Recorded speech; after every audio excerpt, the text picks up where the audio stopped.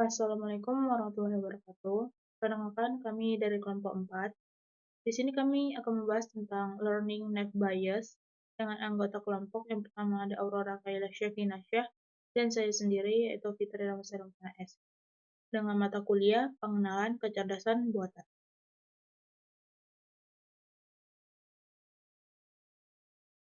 Di mana di sini studi kasus kami yaitu tentang PT Pertamina berencana membuka SPBU baru di Jalan Merah Putih. Berdasarkan analisis 10 SPBU yang ada, kemungkinan lokasi tersebut strategis rendah karena jalan tol, sedikit kendaraan, lebih dari satu pesaing, dan pemukiman kurang dari 3.000 jiwa. Di mana di sini studi kasus kami untuk penentuan lokasi strategis atau tidak strategis pada PT Pertamina dalam membuka SPBU baru. Net bias adalah algoritma mesin learning berbasis probabilitas yang dapat digunakan untuk menganalisis seberapa strategis lokasi SPBU baru berdasarkan data historisnya. Dalam kasus PT Pertamina yang ingin membuka SPBU di Jalan Merah Putih, bisa menggunakan net bias untuk mengklasifikasikan lokasi ini sebagai strategis atau tidak strategis berdasarkan kondisi berikut. Yang pertama, lebar jalan sama dengan jalan tol, volume kendaraan sama dengan sepi, jumlah pesaing SPBU lebih besar 1, dan jumlah pemukiman lebih kecil dari 3.000 jiwa. Nah, di sini ada langkah-langkah net bias bila didapat suatu data lokasi dari 10 SPBU yang telah didirikan. Yang pertama itu ada Jalan Pahlawan, lebar jalannya jalan 2 mobil, volume kendaraannya sedang, jumlah pesaingnya 1, dan jumlah pemukimannya lebih kecil dari 3.000, lokasi strategisnya adalah tidak. Lalu yang kedua Jalan Berduri, di sini lebar jalannya jalan tol, volume kendaraannya ramai, jumlah pesaingnya lebih besar dari 1, dan jumlah pemukimannya 3.000 sampai 5.000. Nah, lokasi strategisnya adalah ya. Lalu yang ketiga, Jalan Insiden, di mana lebar jalannya itu jalan 4 mobil, volume kendaraannya itu ramai, jumlah pesaingnya 0. Dan jumlah pemukimannya lebih kecil dari 3.000. Lokasi strategis ya. Lalu ada yang keempat, Jalan Deklarasi, di mana lebar jalannya ada jalan 4 mobil, volume kendaraan sepi, jumlah pesaingnya 1, jumlah pemukimannya lebih kecil dari 3.000. Lokasi strategisnya tidak. Lalu yang kelima, Jalan Bangkok, di mana lebar jalan Bangkok itu jalannya 2 mobil, lalu volume kendaraannya ramai, lalu jumlah pesaingnya 0. Jumlah pemukimannya lebih besar dari 5.000. Lokasi strategisnya iya. Lalu ada yang keenam, ada Jalan Harapan, di mana lebar jalannya adalah jalan tol, volume kendaraannya sepi, jumlah pesaingnya lebih besar dari 1, jumlah pemukimannya lebih kecil dari 3.000, lokasi strategisnya tidak. Lalu yang ketujuh ada Jalan Marzuki, di mana lebar jalannya itu 4 mobil, volume kendaraannya itu sedang, dan jumlah pesaingnya 0. Lalu jumlah pemukimannya 3.000 sampai 5.000. Lokasinya ya. Lalu yang ke-8 ada Jalan Denpasar, di mana di sini lebar jalannya adalah 2 mobil, volume kendaraannya sepi, jumlah pesaingnya 0, dan jumlah pemukimannya lebih kecil dari 3.000. Lokasi strategisnya adalah tidak. Lalu ada yang ke-9 Jalan Soleh, di mana lebar jalan itu 4 mobil, volume kendaraannya itu ramai, jumlah pesaing 0, jumlah pemukimannya lebih kecil dari 3.000. lokasi strategisnya ya. Dan yang terakhir yang ke-10, Jalan M. Said, di mana lebar jalannya itu adalah jalan tol. Volume kendaraannya sepi, jumlah pesaingnya 1, jumlah pemukimannya lebih besar dari 5.000. Lokasi strategisnya ya. Nah, di mana di sini ada rumus untuk menghitung probabilitasnya, yaitu di sini ada PC give X sama dengan PX give C dikali PC per PX, di mana di sini PC give X itu posterior probability dari kelas target tiap prediktor atau atribut. Lalu PC itu prior probability dari kelasnya. Sedangkan PX give C ini tuh likelihood, yaitu probability dari prediktor tiap kelasnya. Dan yang terakhir ada PX. PX ini itu prior probability dari prediktor. Nah, dari rumus yang sebelumnya tadi, kita dapat menghitung di mana jumlah datanya itu tadi ada 10, ianya sama dengan lokasi strategis bernilai ya, dan tidak sama dengan lokasi strategis bernilai tidak. Dari 10 data tadi, jumlah lokasi strategis yang bernilai ya sama dengan 6, dan yang bernilai tidak sama dengan 4. Dari data tabel yang sebelumnya tadi. Maka bisa kita hitung di mana di sini P ya sama dengan 6/10 sama dengan 0,6. Dan P jalan tol if ya sama dengan 2/6 sama dengan 0,33. Lalu ada P sepi give ya sama dengan 1/6 sama dengan 0,16. Dan P lebih besar 1 give ya sama dengan 1/6 sama dengan 0,16. Dan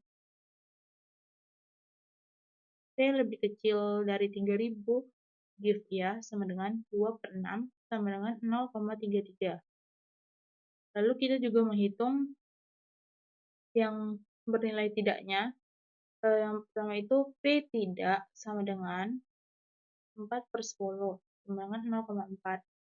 Lalu P jalan tol give tidak sama dengan 1/4 sama dengan 0,25. Lalu ada P sepi give tidak sama dengan 0/4 sama dengan 0,75. P lebih besar dari 1 give tidak sama dengan 1/4 sama dengan 0,25. Lalu yang terakhir ada P lebih besar dari 3.000 give tidak sama dengan 4/4 sama dengan 1.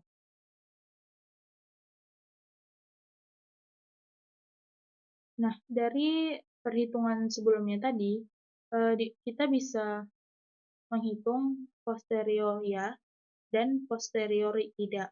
Yang pertama kita akan menghitung posterior ya, di mana P ya dikali P jalan tol give ya dikali P sepi give ya dikali P lebih besar 1 give ya. Di mana di sini dari perhitungan sebelumnya P yaitu adalah 0,6 dikali P jalan tol give yaitu 0,33 dikali P sepi give yaitu 0,16 dikali P lebih besar dari 1 give ya.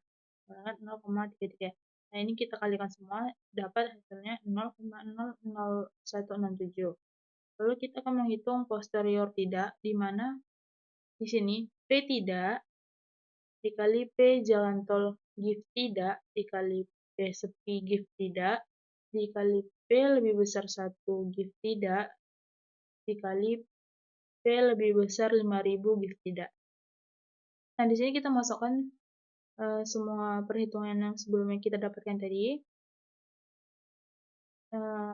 Yang pertama itu P tidaknya dapat hasilnya 0,4 dikali P jalan tol give tidaknya hasilnya 0,25 dikali P sepi give tidak 0,75 dan lebih besar 1 jika tidaknya dapat 0,25 dan P lebih besar dari 5.000 jika tidaknya dapat 1. Nah, kita kalikan semua dan dapat hasilnya 0,01875.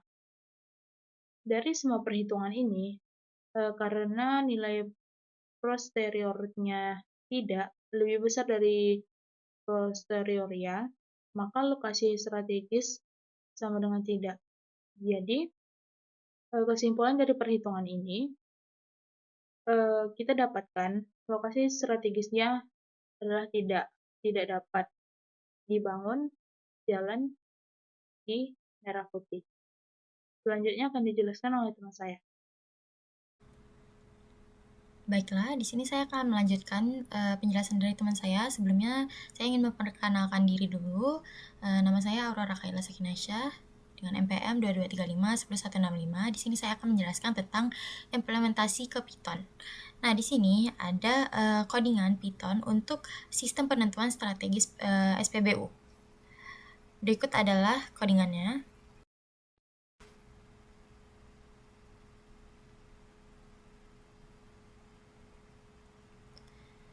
Nah, di sini ada outputnya.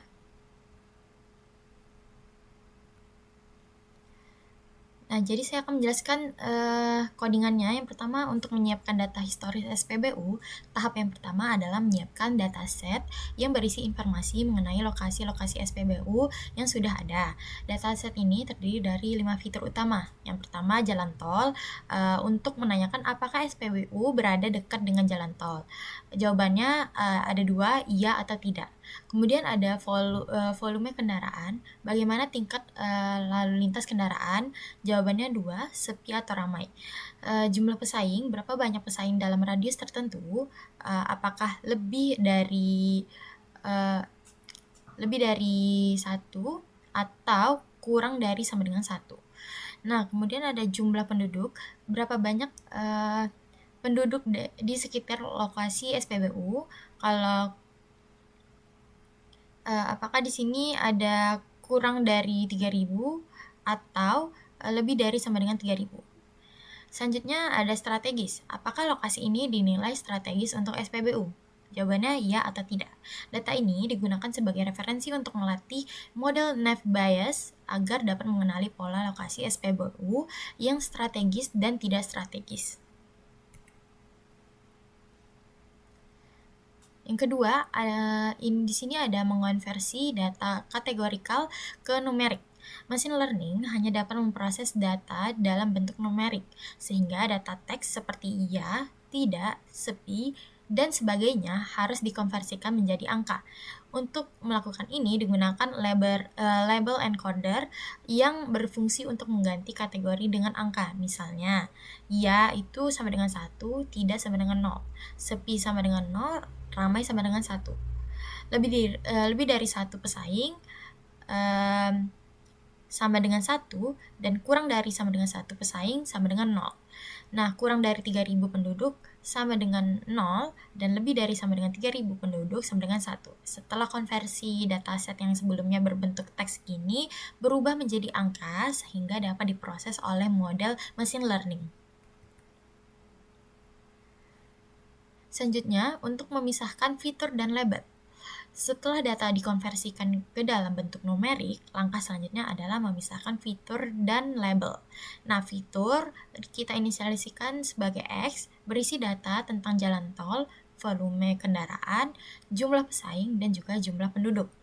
Kalau label berisi informasi apakah lokasi tersebut strategis atau tidak untuk pembangunan SPBU. Kita inisialisasikan sebagai Y.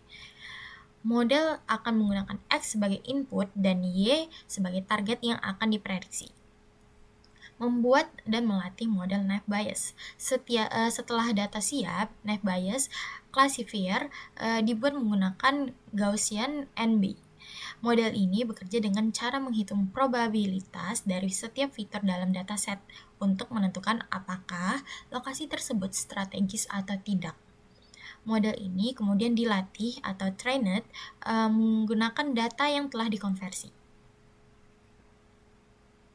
Selanjutnya ada proses learning Naive Bayes dan label.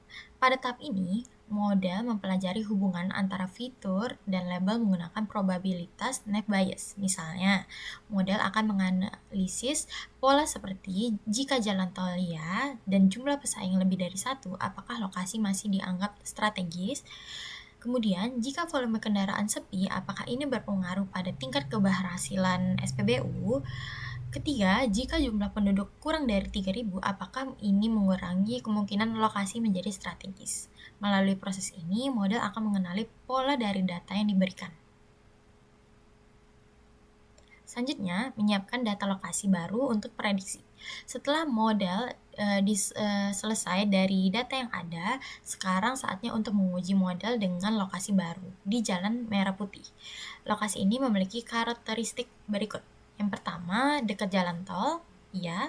Volume kendaraan sepi, jumlah pesaing lebih dari satu, kemudian jumlah penduduk kurang dari 3.000 jiwa, kurang dari 3.000 jiwa. Jadi, sama seperti sebelumnya, data ini dikonversikan ke format numerik menggunakan label encoder sehingga bisa digunakan oleh model untuk prediksi. Selanjutnya, melakukan prediksi dan menampilkan hasil akhir. Setelah semua diperiksa, model menghitung probabilitas lokasi tersebut strategis atau tidak berdasarkan data historis yang telah dipelajari. Jika hasil prediksi 1, maka lokasi dianggap strategis. Jika hasil prediksi 0, maka lokasi dianggap tidak strategis. Nah, di sini ada outputnya. Iterasi yang pertama yaitu cek jalan tol. Nah, karena jawaban ya, maka langsung ke pengecekan volume kendaraan. Kemudian di iterasi kedua, volume kendaraan sepi, langsung ke pengecekan jumlah pesaing. Jumlah pesaingnya yaitu lebih dari satu, maka langsung ke jumlah penduduk.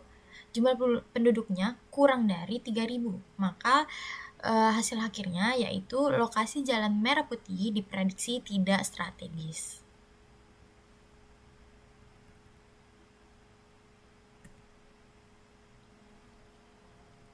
Sekian penjelasan dari kelompok kami, lebih kurangnya mohon maaf. Assalamualaikum warahmatullahi wabarakatuh.